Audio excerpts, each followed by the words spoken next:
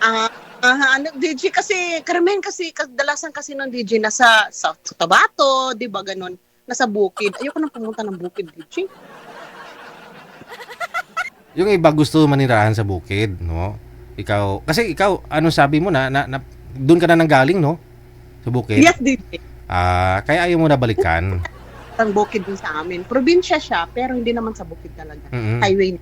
Ano pong province niyo? Miss Ok po, sa may Tanggob City, sa may Usamis. Mm-mm. Mm-mm. Paano ba i-pronounce? Tangob o tangob?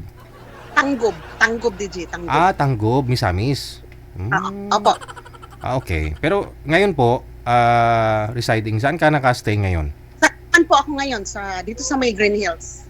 Diyan sa Manila, ano, sa Quezon, San Juan, Manila po. San Juan, no? Malapit ka, saan yung Manila? Ganun. Dito po, likod na po kami ng SM Santa Mesa. Okay. Sige. So nakarami ka na rin po ng mga nakausap dito, walang pumasa dahil siyempre ayaw mo na bumalik sa bukid, no? Oo nga po, hindi ko po talaga tipo yung nakausap ko, DJ. Sorry ha. Kasi siyempre po, di ba, dapat mamili din, di ba? Hindi naman basta-basta kung sino yung nakausap yun, di ba? Mm-hmm. Siyempre, karapatan din po ako mamili, di ba? Yes. Oo. Siyempre, may hinahanap ka, no? Oo.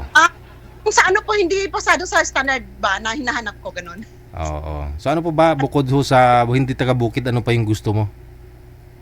Gusto ko pa yung andito lang sa Manila, malapit lang. Tapos, syempre yung physical. Mm-hmm. Gusto ko medyo gwapo naman kahit lokohin ako, at least gwapo, di ba? May punto. Kasi kung lukuhin ka na hindi naman gwapo, masasaktan ka, di ba? Masasaktan ka ng todo. Kasi hindi pwede ipilit, DJ. Kung hindi mo siya type, di ba, bakit ipipilit, di ba? Aha. So, si Widio, sino po kasama mo dyan? Mga anak po. Mga anak mo, ilang taon na po yung bunsong anak? 17. Okay. So, widow ka na po, no? Hindi pa ako widow, DJ. Live-in lang kami dati. Okay. So, separated. Naghiwalay na po kayo? Hindi kami kasal. Live-in Okay. lang kami. Okay, sige. So, ano pong pinagkakabalaan niyo po ngayon dyan sa San Juan? Naghihintay po ako ng DJ ng employer. Papunta ko ng Hong Kong. Sa Hong Kong. Okay, sige. For the meantime. Europe. Kaso lang tagal ng employer eh. Ay, try mo sa mga mga bandang Europe, 'di ba? Maraming mga open ngayon doon, ilang taon ka na po ba 'di ba sa Europe, sa Hungary, 'di ba may mga cleaners, may 'di ba? Kaso ang tagal po, DJ, ang tagal ko na naghintay, mga 2 months na mahigit, tagal. Sa papunta ng Hong Kong? Europe po, Europe. Europe, ganun talaga. Okay, sige. So, gusto mo pakasalan mo? Ganon? Pakasalan ka, ma'am? Hindi ko na po yun ni-expect yung DJ. Gusto ko lang yung magkaintindihan, ganun ba? Ilang taon ka na nga po, ma'am? 47 po. 47. Okay, mula po dyan sa may San Juan, Manila.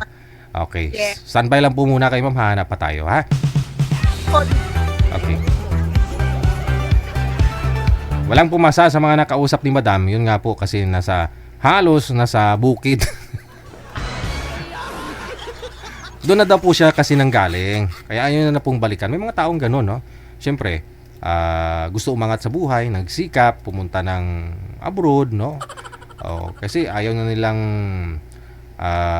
balikan o ayaw na nilang mamuhay sa ganung sitwasyon, no? Kasi kung bagay masarap mamuhay sa mundo, sa bukid, ha? 'Di ba? Basta sufficient lang, no? Andyan lang. Pero kung minsan, kung walang ani, wala din aray. Yun nga po, no? Lalo binhi mo, utangin mo pa, abuno mo, utangin mo. Oras ng tag-ani, wala na natira. Siyempre, bibinta mo rin yung bigas, pambayad sa utang. Yung palay, I mean. No, yung matira na lang sa'yo dyan, mga kamuti-kamuti, sandiya. Salapi, no? Salapi, alam mo yung salapi, manager? Di ba yung palay, pag in-harvest mo, tutubo ulit? Tutubo ulit yun eh. No? Mamunga ulit yun. Pero hindi ganun kaganda. Pero at least, di ba? Pag in-harvest mo, okay naman, no? Alam mo mga dahon ka, paray-paray eh. Nasa line 1 po si Madam ha, kung gusto po ninyo makausap.